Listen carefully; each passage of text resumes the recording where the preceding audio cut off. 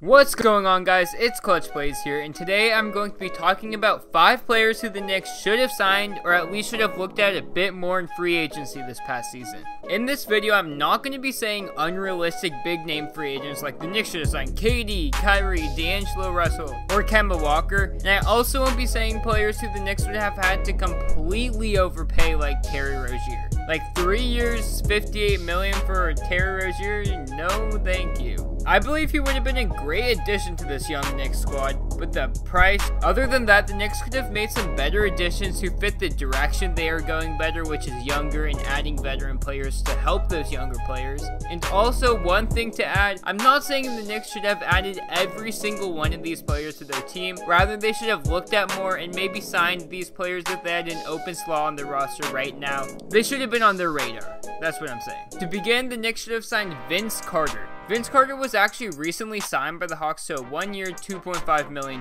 deal. He's on the Hawks as a veteran player to help out and be a mentor to their younger players, which is something the Knicks could have really used. The Knicks have so many young shooting guards and small forwards who could really use someone to help teach them about taking care of their bodies starting at a young age, staying focused after missed calls, and just being someone to give them advice other than a coach.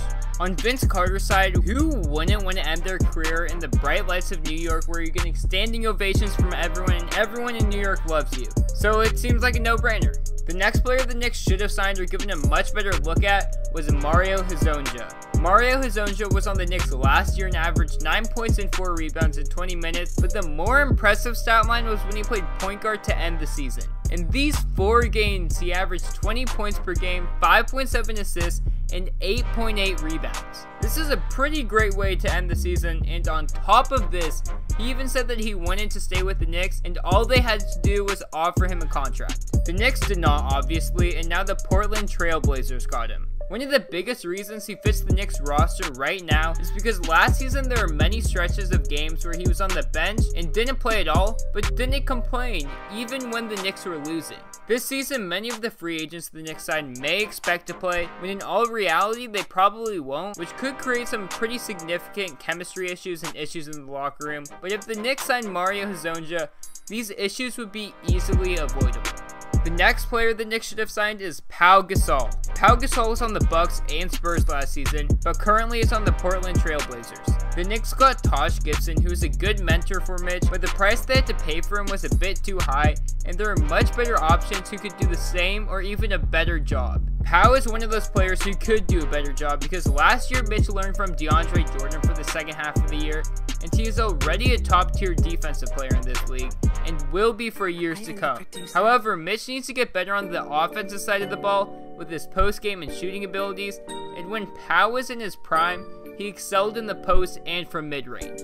Mitch could learn a lot from Pau Gasol, and Pau is a center, while Taj Gibson's a power forward, so it would be much easier for Pau to relate to Mitch because Pau understands the position better. The 4th player on the list is Trevor Ariza. Trevor Ariza signed with the Kings for 2 years, $25 million, but the second year has a $1.8 million guaranteed portion, so it's basically kind of like a team option. This is the Kings though, and no free agent really ever wants to play for them unless they are overpaid, so the Knicks could have a very good chance of getting him for less money. Like, come on, they signed Harrison Barnes to a 4-year, $88 million deal. Trevor Ariza once again is a proven veteran, but is also a leader on and off the court. His specialty is in his defense, along with his 3-point shooting as he shoots about 35% from behind the arc. These were 2 areas that the Knicks were looking to improve upon during this year's free agency, and Trevor Ariza would not have been a bad option. He is a good balance between a good player that could impact the Knicks right now, and a veteran leader who the Knicks could have really used. Final player is a bit of a controversial one,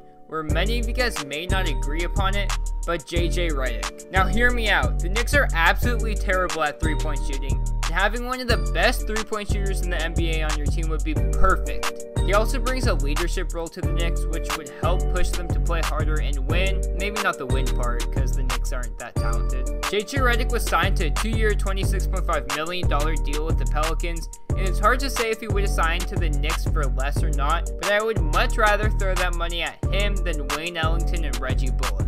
And in my personal opinion, with the Knicks' depth already, I'd rather have 1 good player than 2 mediocre players. Also, with JJ Redick, the Knicks have a great trade piece at the trade deadline because at this point of the season, many teams are looking for shooters and role players, Like even last season, Reggie Bullock was traded at the trade deadline and many other shooters, and JJ Redick could very easily be dealt for a nice return. Now that you've finished, tell me what you guys thought about this video, and if you think there are any other free agents that the Knicks should have signed, who are actually reasonable additions.